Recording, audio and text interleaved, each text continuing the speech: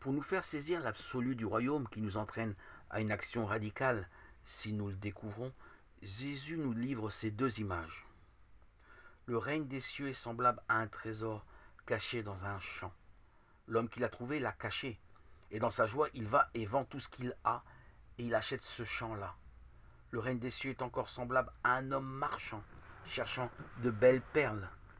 Et ayant trouvé une perle précieuse, il s'en alla, vendit tout ce qu'il avait et l'acheta. Matthieu 13, versets 44 à 46. Dans les paraboles du trésor et de la perle précieuse, on retrouve le thème central de la pauvreté. Jésus nous enseigne la dépossession de tout ce qui empêche d'acheter le champ au trésor ou la perle fine. Cette pauvreté nous fait découvrir la richesse de l'amour de ce Dieu Père qui a osé nous créer pour bien autre chose que pour les splendeurs et richesses de la terre.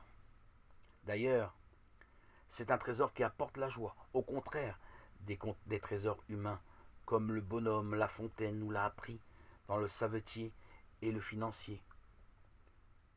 Voilà pourquoi la religion que Jésus nous enseigne et la vie qu'elle nous apporte nous procure une joie qui surpasse toutes les peines rencontrées pour s'approprier ce trésor ou cette perle. Mais il s'agit d'une joie discrète qui se contient. Elle a cependant une telle puissance, elle nous envahit si fort, cette joie de la découverte du Dieu Père et celle de notre entrée dans la famille divine, que plus rien ne compte. Les décisions radicales sont prises sur le coup pour nous emparer de cette vie. Jésus nous enseigne aussi dans les paraboles du trésor et de la perle précieuse que notre liberté, une fois orientée vers Dieu dans un choix généreux, nous entraîne à tout coup à la folie de l'abandon, de tout le créer pour posséder la joie même de Dieu.